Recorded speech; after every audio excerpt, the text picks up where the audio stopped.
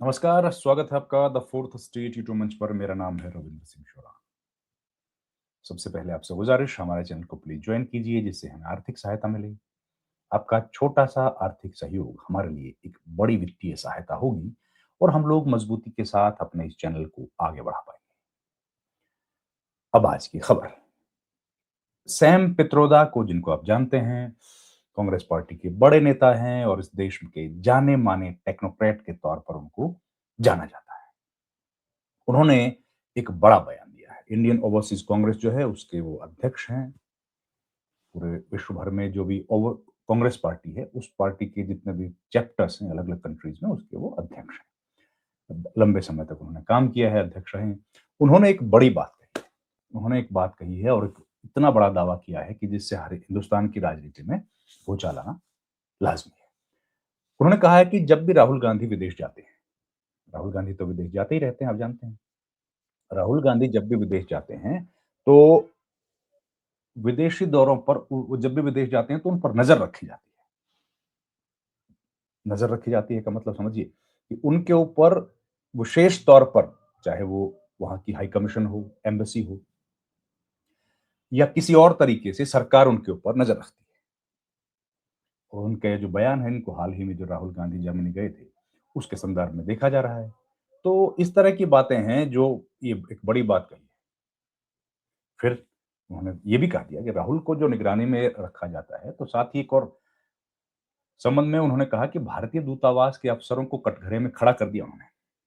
Sam Pitroda ने कहा कि राहुल गांधी जब भी विदेशी सरजमीन पर होते हैं, भारतीय दूतावास के अधिकारी कांग्रेस सांसद पर नजर रखते हैं। देखिए, कई बार हालात यहाँ तक पहुंच गए, उन्होंने ये बात बोली है। सैम पित्रोदा ने एक इंटरव्यू दिया है, उसमें उन्होंने कहा है कि कई बार हालात यहाँ तक पहुंच जाते हैं कि विदेशी नेताओं को राहुल गांधी से ना मिलने या मुलाकात से परहेज करने को भी कहा जाता है। फिर से सुनिए, कई बार ऐसा भी हुआ है, हालात यहाँ तक पहुँचे हैं कि विदेशी नेताओं को राहुल गांधी से मुलाकात ना करने या फिर परहेज़ करने को भी कहा गया है। बड़ी बात है ये। भई नेता प्रतिपक्ष हैं, लोकसभा के सांसद भी हैं, लोकसभा में नेता प्रतिपक्ष हैं, कांग्रेस पार्टी के पूर्व अध्यक्ष हैं, प्रिंसिपल अपोज़िशन पार्टी को रिप्रेज़ेंट करते हैं। वो जब विदेश जाते हैं तो उनके ऊपर इतनी सारी पाबंदियाँ, इतने सारे नज़र रखी जाने का कारण क्या है? सैम पित्रोदा ने जो बात कही। उन्होंने कहा है कि विदेशी नेताओं को राहुल गांधी से नहीं मिलने दिया जाए या मुलाकात से परहेज करें, ये कहा जाता है। ये बड़ी बात है।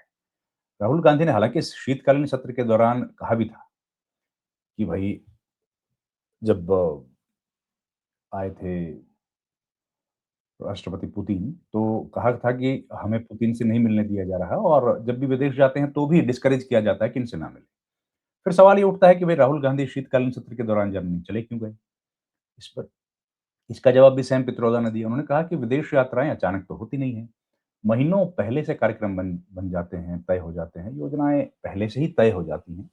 तो ऐसे में अ, ये कहना गलत है कि विदेश क्यों गए? भई, पहले से तैयार है या कोई 6 महीने, 7 महीने पहले, उस वक़्त तो नहीं मालूम होता कि कौन-सी तारीखों में सत्र होगा। तो ऐसे में उनका ये कहना था कि ये कहना गलत है, पहले से तय हो जाती है। फिर वो कहते रहे कि भई, सैम पित्रोदा ने कहा कि खुद भारतीय दूतावास के अधिकारियों को राहुल गांधी की गतिविधियों पर नज़र रखने के लिए कहा जाता है। कहा जाता है और उन्होंने ये होते हुए देखा है। सैम पित्रोदा ने दावा किया कि उन्होंने ये होते हुए देखा है। होटल हो, किसी होटल में गए हों, कोई बैठक चल रही हो, यहाँ तक कि एयरपोर्ट पे बड़े लोग देखते रहते हैं। तो फिर ज़ाहिर है सवाल, प्रमाण के सवाल पर जब पूछा गया कि भई, क्या आपके पास सबूत क्या है? कांग्रेस नेता ने कहा कि उनके उनके पास लिखित सबूत तो है नहीं, देखिए कोई। वो ज़ाहिर है लिखित सबूत तो होते नहीं इन चीज़ों के। लेकिन ऐसा करना सरकार की तरफ से जासूसी कराए जाने जैसा ही काम है। पित्रोदा ने ये भी कहा कि वे अपने अनुभव के आधार पर नज़र रखे जाने का दावा कर रहे हैं। कांग्रेस ऐसी हरकतों से डरने वाली नहीं है। बड़ा विवाद ये खड़ा होने की संभावना है, एक बड़ी बात उन्होंने कही है। फिर उन्होंने कहा कि कांग्रेस की आलोचना करने वाले सत्ताधारी खेम के बयान और आरोपों को गलत बताते हुए सैम पित्रोदा ने कहा कि भारत में मौजूदा लोकतांत्रिक परिदृश्य बदले की भावना के साथ वेंडेट्टा पॉलिटिक्स कर रहा है, संस्थानों का गलत इस्तेमाल कर रहा है। और ये नहीं होना चाहिए। ये सब बातें उन्होंने कही। फिर उन्होंने ये कहा कि भई विदेशी दौरे की टाइमिंग पर सवाल तो देखिए होते रहेंगे। उन्होंने संसद की उपेक्षा जैसे आरोपों को सिरे से खारिज कर दिया। सैम पित्रोदा ने कहा कि गलत है, सिरे से खारिज कर दिया। राहुल के जर्मनी दौरे पर जो जर्मनी दौरे का जो मकसद था, वो प्रगतिशील गठबंधन की बैठक में शामिल होना था और ये पहले से निर्धारित था, कई महीने पहले तय कर लिया गया था।